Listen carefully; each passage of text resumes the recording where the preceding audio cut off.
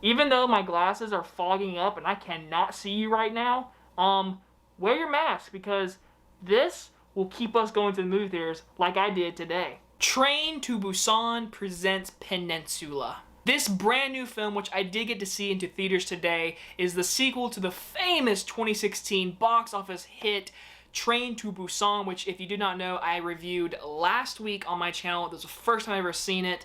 I really dug that movie. I've actually saw it again yesterday because I wanted to watch it before going to see this one tonight, and I was very pumped to see this movie, but I had my expectations like right here going in. This film picks up 4 years after the events of Train to Busan, and we meet a new set of characters of this young soldier who must take this group of people into Peninsula where zombies are spread everywhere to retrieve $20 million and get out alive. You're going to hear this a lot in many reviews, which I haven't seen yet, but I'm going to tell you the biggest comparison is going to be the Alien and Aliens to Train to Busan to Peninsula, because this movie, honestly, the only reason it says Train to Busan presents, marketing because money, because the movie was a huge hit, and because the zombies are the same ones from the first one, it's the same universe, but this movie is definitely not a sequel to the first film. The first one had great heart, amazing direction, all those characters, great, all that.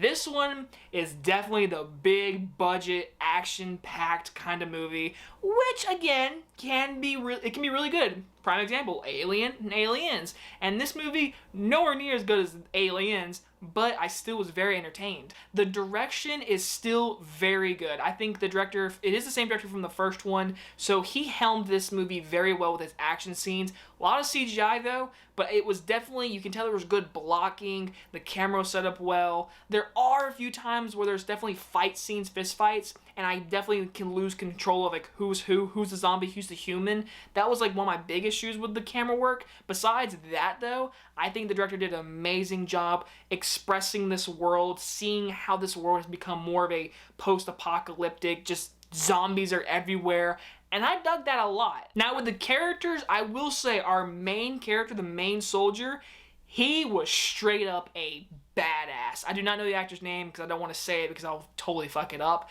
but he was really badass. Like, I mean, he had good character motivation. We get to meet him in the first 10 minutes, and that was a really good plot to show what kind of character he is. And throughout this entire movie, we get to see him deal with situations of, do I save this person? Do I not? Do I rescue this person? Or do I leave them behind? It does a great job with that, which we have seen before in famous zombies movies and shows. Prime example, The Walking Dead. But this movie does a very good job setting this character up, and it gives him motivation to be a badass. We get the moments of him being a badass. We get good character motivation from him. I really enjoyed this main soldier character. So I bet a few of you are wondering, why are they even going to get $20 million? Why is money worth anything? So actually this movie, it's not the whole world the virus is. This section is just quarantine, and they totally just cut it off from the whole world. So people from Hong Kong send them over there to get it. So there is actual civilization still happening. So that's why they're going over there. When the group they're in at first, I didn't care for any of the characters, but once our main soldier meets the other group inside of the city, this little girl, a sister, a mom, and a grandpa, they have good comedic relief, which I didn't expect from this movie, but they had good character. All four of them, I really liked them. The grandpa's crazy, the mom is a badass, and the two daughters, they bicker, but the little one's cute, and the older one's a badass too. I like that group a lot, actually. And now this is where we start entering some of my cons.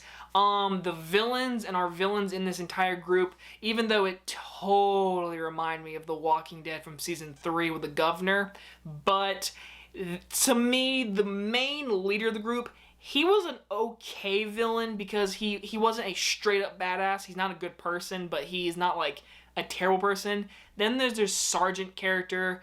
He is straight up the cartoon of just, you are evil because you are evil. And it's your very cliche, predictable zombie characters. And I will say this movie is definitely not like the first one. First one had more heart to these characters, and the zombies were the huge threat.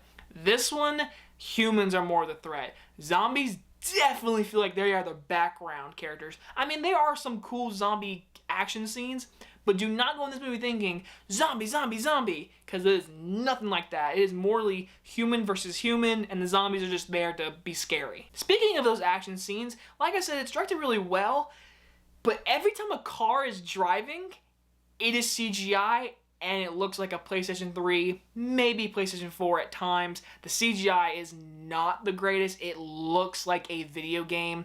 I mean, it's still entertaining to watch with the sound design and the theater experience and stuff like that. But man, oh man, I was like, this is some CGI. Like, I mean, this is CGI. I mean, there's literally scenes where the car is moving barely and they use CGI. And I was like, really? You can't just drive down a set? Then finally, the ending, which again, I won't spoil.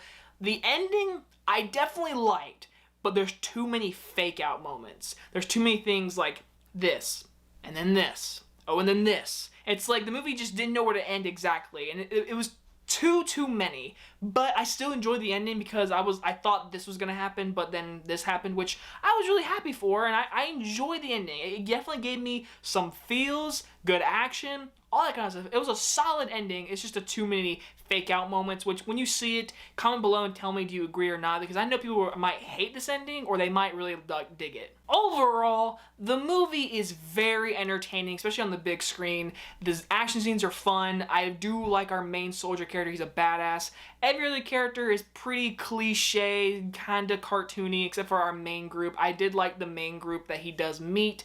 Besides that, it's fun, it's entertaining, nothing like the first one at all, but I definitely wouldn't mind seeing a third film in this universe. I'm gonna give Peninsula a B-. If you're a fan of the first movie, I definitely still recommend this movie because it's the same exact zombies from the first one. It's definitely got their little schemes of like how it's nighttime, sound, light, all that kind of stuff. But do not go in this movie thinking this is the sequel, this is like straight up, we're gonna see what happened after the first one. No, it takes a different approach, it's different characters. But I will say again, the main soldier, he is a badass. Anyway guys, hope you guys enjoyed this movie review, and I'll see you guys next time. Bye bye everyone.